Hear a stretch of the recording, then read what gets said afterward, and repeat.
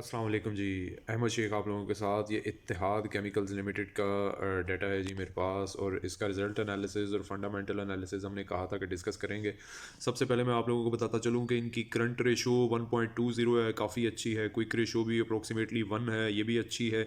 Date to equity ratio बड़ी organisations की तकरीबन इतनी की होती है, तो नॉट बैड, लेकिन बहुत अच्छी नहीं है। 1 से कम हो तो हम उसको बहुत ज़्यादा अप्रिशिएट करते हैं, उसको एक इन्वेस्टमेंट के पॉइंट से बहुत अच्छा कंसिडर किया जाता है।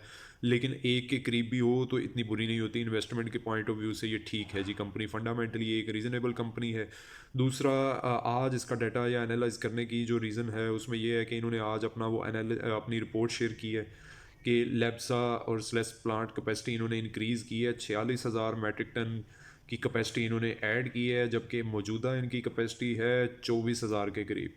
तो ये अप्रॉक्सीमेटली 192% इंक्रीज़ है जी, इस प्रोडक्ट के कैपेसिटी इंक्रीज़ हुई है।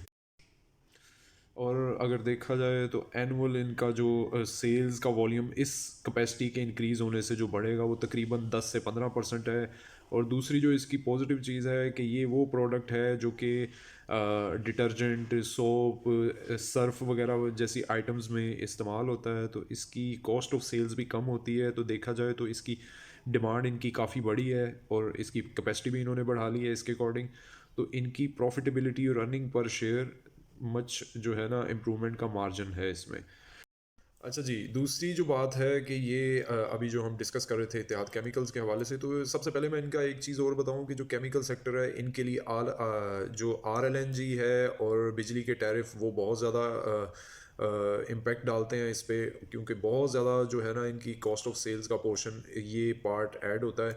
दूसरी चीज़ जो ये है कि इनकी जो इंटरेस्ट रेट्स होते हैं वो इन पे, वैसे तो सारी ही इंडस्ट्री पे बहुत ज़्यादा इम्पेक्ट होता है उनका, लेकिन इस पे भी यकीनन, क्योंकि ये इनकी सेल्स और बाकी जो परसेंटेजेस होती हैं थोड़ा सा दूसरी इंडस्ट्रीज डिफरेंट हैं उनसे ज़रा हट के होता है, तो इनको उसका भी काफ़ी ज़्यादा मार्जिन मिलता है। अब इनको जो बेनिफिट है कि एक तो जो टैरिफ हैं इंडस्ट्रीज़ के लिए थोड़े से सब्सिडाइज हैं, प्लस इनको पहले जो RLNG और गैस का प्रेशर, उनको बहुत सारी प्रॉब्लम्स होती थी। अभी ये रिसेंटली 1 साल से गवर्नमेंट ने कुछ ना कुछ इन पे इनको रिलीफ दिया हुआ है, तो इस वजह से भी इनकी सेल्स और कैपेसिटी और प्रॉफिटेबिलिटी अगर आप देखें तो तकरीबन सारे केमिकल सेक्टर की बहुत ज़्यादा इम्प्रूव हुई है। तो इस हिसाब से केमिकल सेक्टर अभी ये बहुत फेवरेट सेक्टर्स में से मेरा बना हुआ है।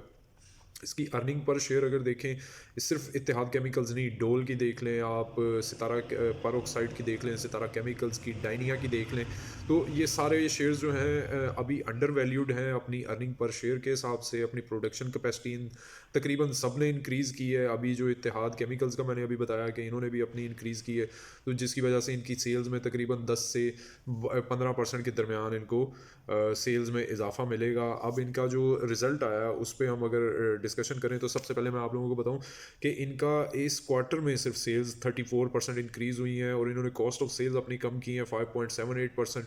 और इसमें वही रीज़न एक और भी है कि इस दफ़ा इनकी स्लेस और लेप्सा की सेल्स जो हैं वो इंक्रीज़ हुई थी, और अभी तो मज़ीद इंक्रीज़ होंगी, तो इनको और भी मार्जिन मिलेगा।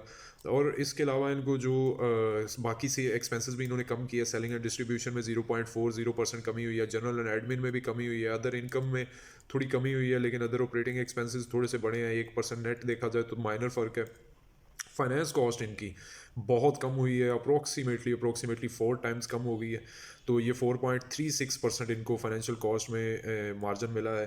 तो अगर नेट देखें, प्रॉफिट आफ्टर टैक्स जो है वो इनका 256 मिलियन बनता है, जबकि लास्ट ईयर जस्ट 25 मिलियन के अराउंड बनता था। तो ये 7.70% इंक्रीज़ हुआ है प्रॉफिट। तो देखा जाए तो ऑलमोस्ट 10 टाइम्स ये प्रॉफिट आफ्टर टैक्स बढ़ा है। अर्निंग पर शेयर इनकी 900% के करीब इंक्रीज़ हुई है, मतलब 0.30 थी तो अब 3.03 इस क्वार्टर की अर्निंग पर शेयर आई है।